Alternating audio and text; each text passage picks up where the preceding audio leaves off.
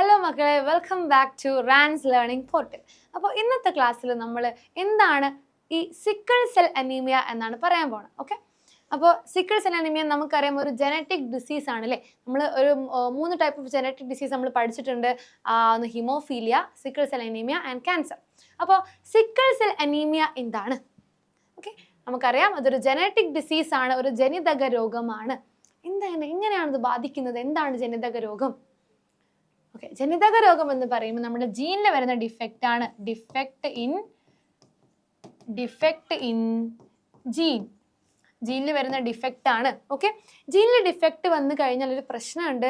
ജീനിൽ defect വന്നു കഴിഞ്ഞാൽ amino ആസിഡുകളുടെ സീക്വൻസിങ്ങിൽ മാറ്റം വരും. അമിനോ ആസിഡുകളുടെ ക്രമീകരണത്തിൽ അല്ലെങ്കിൽ സീക്വൻസിങ്ങിൽ മാറ്റം വരും. സീക്വൻസിങ് ചേഞ്ചസ്,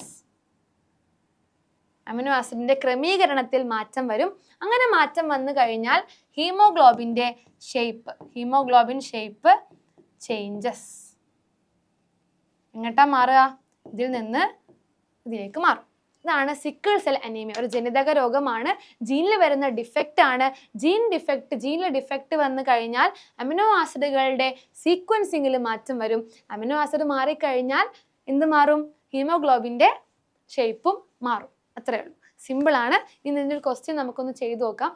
ബിഫോർ ദാറ്റ്, ഇത് സിക്കിൾ സെൽ അനീമിയ നമ്മുടെ ബോഡീനെ ബാധിക്കുന്നത് എങ്ങനെയാണെന്ന് ചോദിക്കാറുണ്ട്. ഓക്കെ, നമ്മുടെ ബോഡീനെ ഇത് ബാധിക്കുന്നത് നമ്മുടെ ഈ നോർമൽ RBCന്റെ ഷേപ്പ് ഇങ്ങനെയല്ലേ അല്ലേ?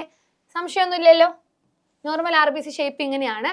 ഈ നോർമൽ RBCക്ക് 4 ഓക്സിജൻ ഒരു സമയം കൊണ്ടുപോകാൻ പറ്റിയിരുന്നെങ്കിൽ, എന്നാൽ ഈ സിക്കിൾ ഷേപ്പ്ഡ് ആയിട്ടുള്ള RBCക്ക് നേരെ പകുതി 2 കൊണ്ടുപോകാൻ പറ്റിയിരുന്നുള്ളൂ. ഓക്കെ, അപ്പോൾ ഇതിൻ്റെ ഓക്സിജൻ ക്യാരിയിങ് കപ്പാസിറ്റി കുറഞ്ഞു, ഓക്സിജന്റെ വാഹകശേഷി കുറഞ്ഞു. അതാണ് ഒരു വിധത്തിൽ നമ്മുടെ ബോഡീനെ എഫക്റ്റ് ചെയ്യുന്നത്. അങ്ങനെയാണ്, ഓക്സിജൻ ക്യാരിയിങ് കപ്പാസിറ്റി കുറഞ്ഞു. ഓക്കെ, ഓക്സിജൻ ക്യാരിയിങ് കപ്പാസിറ്റി, ഓക്സിജന്റെ വാഹകശേഷി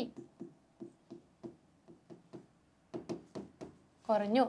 ഇനി രണ്ടാമത്തെ കാര്യം, നമ്മുടെ ബ്ലഡ് വെസൽസിൻ്റെ അകത്തുകൂടെ നമ്മൾ ഈ RBC നോർമൽ ആയിരുന്ന സമയത്ത് ഭയങ്കര സ്മൂത്ത് ആയിട്ട് പോയിരുന്നു. ഓക്കെ, സ്മൂത്ത് ഫ്ലോ ആയിരുന്നു ഉണ്ടായിരുന്നത്. പക്ഷെ പിന്നീട് RBCന്റെ ഷേപ്പ് മാറി സിക്കിൾ ഷേപ്പായി മാറിയപ്പോൾ ഇവരിങ്ങനെ കൊളുത്താൻ തുടങ്ങി. ഓക്കെ, ഇവർ അങ്ങോട്ടും ഇങ്ങോട്ടും കൊളുത്തി നമ്മുടെ ബ്ലഡ് ഫ്ലോനെ ബ്ലോക്ക് ചെയ്യാൻ തുടങ്ങി. ഓക്കെ, അങ്ങനെ ബ്ലഡ് ഫ്ലോ ബ്ലോക്ക് ചെയ്യുന്നത് കൂടിയാണ് നമ്മളെ ബോഡീനെ അത് എഫക്റ്റ് ചെയ്തു. ഓക്കെ, ക്ലിയർ ആണോ? ഉണ്ടോ? ഈ ഷേപ്പ് ആയപ്പം ഇത് തമ്മ് കൊളുത്തി നമ്മുടെ ബ്ലഡ് ഫ്ലോനെ പ്രിവെന്റ് ചെയ്തു. പ്രിവെന്റ് ദ ബ്ലഡ് ഫ്ലോ, അല്ലെങ്കിൽ ഒഴുക്ക് തടസ്സപ്പെട്ടു. Prevent blood flow, blood clot ഉണ്ടായി. ബ്ലഡ് ഫ്ലോനെ പ്രിവെന്റ് ചെയ്യുന്നു. ഇതാണ് സിക്കിൾ സെൽ അനീമിയ എന്ന് പറഞ്ഞത്. നൗ ഈ ക്വസ്റ്റ്യൻ ഒന്ന് ആൻസർ ചെയ്ത് നോക്കിയേ. Analyze the figure and answer the questions. Identify the disease. നമുക്കറിയാം നോർമൽ RBC, ഡിഫക്റ്റീവ് RBC, അതും സിക്കിൾ ഷേപ്പ് ആയിട്ട് മാറുന്ന RBC ഇങ്ങനെയാണെങ്കിൽ ഇതിന്റെ ഡിസീസിന്റെ പേരെന്താ? സിക്കിൾ സെൽ അനീമിയ ആണ് ഡിസീസിന്റെ പേര്. ഇനി what is the cause of this disease? ഈ ഡിസീസിന്റെ കോസ് എന്താണ് കാരണം? Yes, very good. ജീനിൽ വരുന്ന ഡിഫക്റ്റ് ആണ്. ജീനിൽ ഡിഫക്റ്റ് വന്നു കഴിഞ്ഞാൽ നമ്മൾ പറഞ്ഞു അമിനോ ആസിഡിന്റെ സീക്വൻസിങ്ങിൽ മാറ്റം വരും.